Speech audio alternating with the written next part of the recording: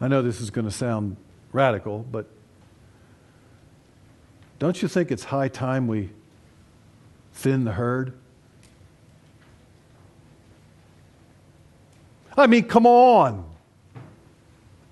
Evil seems to be spreading everywhere. Weeds seem to be overtaking the wheat field. Mothers accused of murdering their babies. Politicians indicted on personal conduct charges. Teachers charged with manipulating standardized test scores. Where's it going to end? Now I know Jesus wants us to leave the weeds alone, but can we afford to do that, really? I mean, come on, folks. Evil is a cancer that seems to be spreading any old where, and aren't we supposed to fight evil? And what happens when we don't? I don't know about this text. Let the weeds grow for fear that you will hurt the wheat. I'll take care of it come harvest time. Can we afford to wait that long? Jesus says that the kingdom of heaven is a field where the weeds and the wheat have gotten so intertwined that it's hard to tell the difference. And you and I, looking at that world out there, know that's right. You go to Braves Stadium, look up into the upper deck, and you tell me that you can't tell the difference between the good people and the bad people, the weeds and the wheat. Right? I mean, even though a person's wearing designer clothes doesn't make them a saint. And conversely, the person who did not shower this week and has slept last night in a cardboard box does not mean that that person is a sinner beyond saving. Right? If the Casey Anthony trial has taught us anything at all, it has taught us that the line between good and evil, innocence and guilt is difficult to determine in the best of circumstances.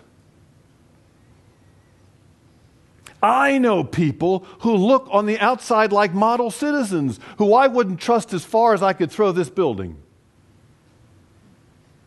And I know people who look like Skid Row derelicts who, the only thing you can say about them is that they are saints from God. Folks, in that world, in that wheat field, sometimes it's hard to tell the difference. And it's even harder to tell the difference in this wheat field. I don't know about you, and this is not a confessional time, but I am a conglomerated mess of weeds and wheat, saint and sinner, and most of the time, even I don't know the difference. Can I share with you a little poem? It's a 8-liner. Leonard Sweet, a lot of years ago, wrote a book called A Cup of Coffee at the Soul Cafe. It's a great poem, troubling. Within my earthly temple, there's a crowd. There's one of us that's humble, one that's proud. There's one that's brokenhearted for their sins. There's one that unrepentant sits and grins. There's one that loves his neighbor as himself, and one that cares for nothing but fame and self.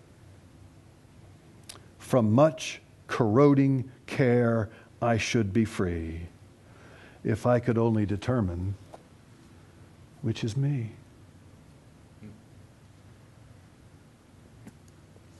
Is Dave Helfrich a weed or a wheat? The only honest answer to that question is that it depends on the second you ask it. I think Jesus is telling this story to remind us that the line between good and evil is not only among those people out there, but it's deep in the heart of each and every one of us. If your right hand causes you to sin, what? Cut it off and throw it away, Jesus says. Without being flip, if we took that seriously, most of us would be called lefty.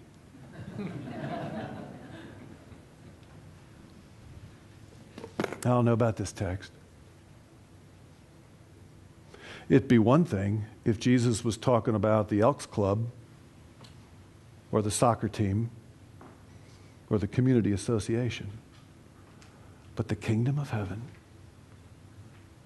Jesus says the kingdom of heaven is more like an untended farmer's field than the 18th fairway at Augusta National. You know what that means? It means that the Church of Jesus Christ, to use dear Abby's word, is not a museum for saints, it's a hospital for sinners. And nobody who comes here looking for healing and wholeness and hope ought to ever be turned away, not ever. It means that the passport into this sanctuary is not a country club membership or a PhD in business or a multi-digit IRA. It's an invitation from a shepherd boy to anyone who wants to join his flock, anybody at all. It means to love the unlovable. It means that sinners are to be embraced, not expelled. It means that you and I, who are not perfect, have been embraced and loved and befriended by the only person who ever was perfect, and in him lies our hope. It means, folks, that our job is to plant and tend and care and love. And our job is not to harvest or judge or condemn. That's God's job, and let's let him do it himself. So the challenge for this text, this motley wheat field of weeds and wheat, is it out there? Or is it in here? And Jesus says, that's right. Now you've got it. Let me take care of the weeds, he says. I'll take care of them. Let them alone. Instead, he says, what I want each of you to do is go and tend the wheat field and do it the best you can. And the place to start? The place to start is maybe being as patient with each other's weeds as I am with yours.